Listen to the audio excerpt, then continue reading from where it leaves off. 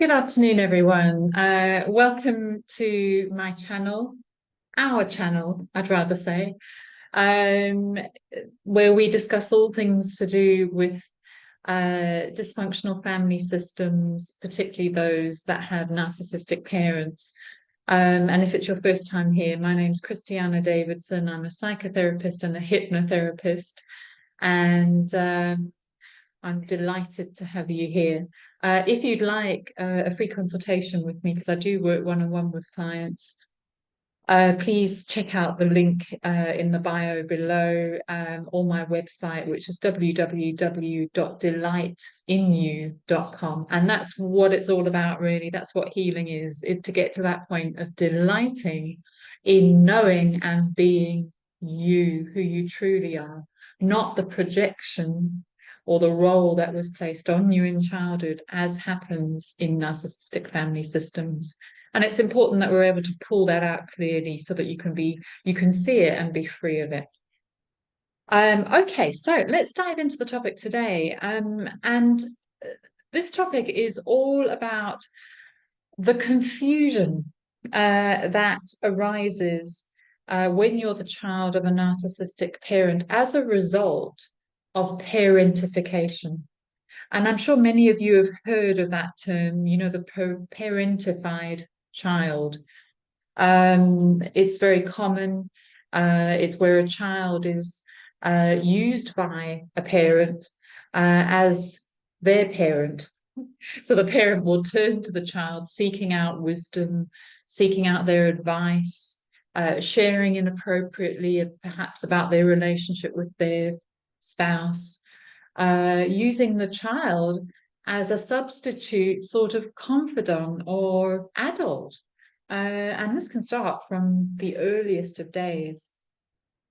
Now, the aspect here that I want to focus on, there's so much out there, so much information on the impacts of being a parentified child. However, when you're in a narcissistic family system, there's another dynamic that's key, and I think it gets missed quite a bit. Is that, yes, on the one hand, often the golden child is used in that role of parentified child, but not all the time. The narcissistic parent, if we, remember rightly, has a very fragile self-esteem, fragile esteem. And so they need to balance out you being the parent with something that will bring you down and raise their esteem again. So often you will find that you were both at sometimes parentified, called upon to be mother or father, and at other times you were infantilized. You were almost forced into a childlike position, so that the parent could sort of reassert themselves over you after a period of having parentified you. So that's an important part that I hope to highlight in this video today. If you've had an experience of being parentified, you might also want to have a look and see, okay, was that coupled with infantilization? And, the way we can tell is if you are still in contact with your parent today, this dynamic will still be playing out. There will still be times where your parent is turning to you for adult advice, looking for you to step in and rescue or fix or provide or advise. But there will also be times where they speak to you like you're a child, in a way that feels quite disrespectful at times. It can feel as if they're suggesting that you're incapable as an adult. So that dichotomy, on one hand, making you believe that you're highly capable beyond your years as an adult, but on the other hand, bringing you back down, making you believe you're incapable, so that they can then be the capable one. It's this constant toing and froing. And you can imagine, you might not need to imagine, you could probably remember that being a child, that's highly confusing. You're never quite sure what's what role you're going to be called on to be. And it's a subconscious responding or reacting that happens within you. In fact,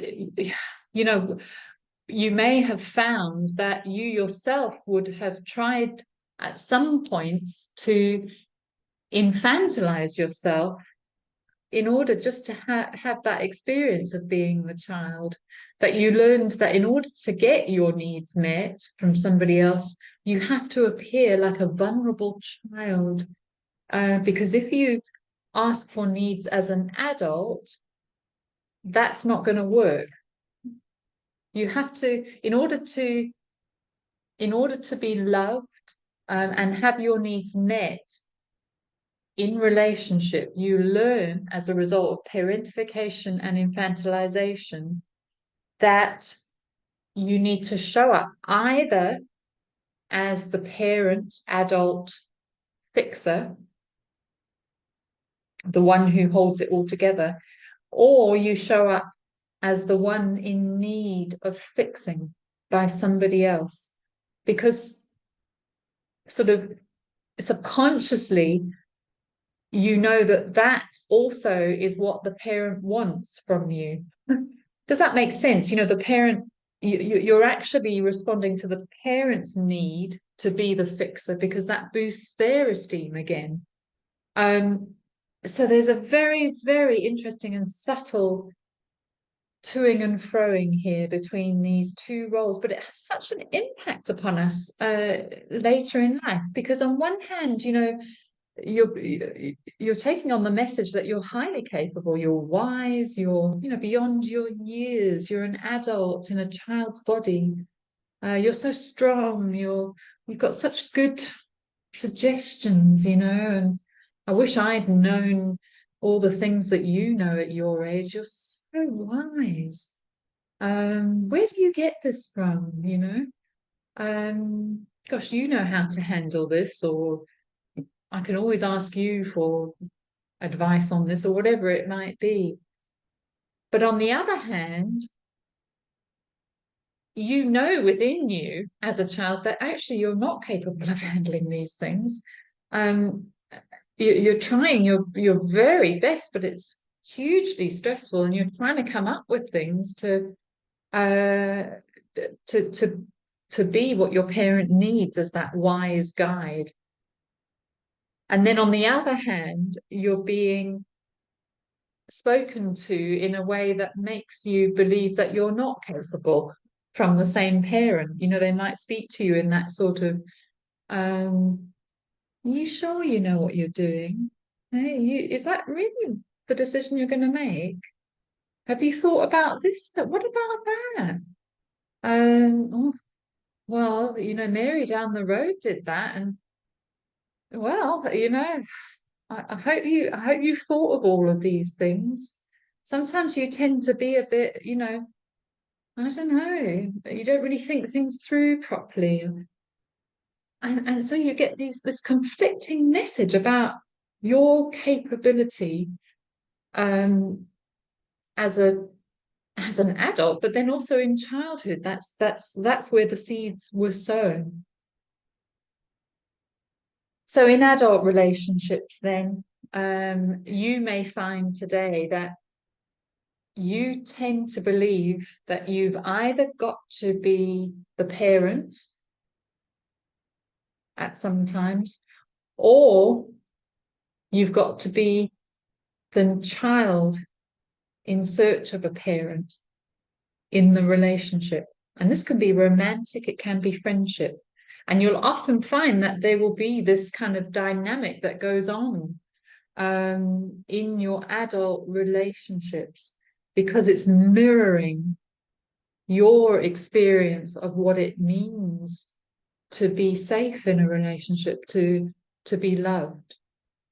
And what we need to do now in order to help you heal from this is to step out of either parent or child, either rescuer or in need of rescuing.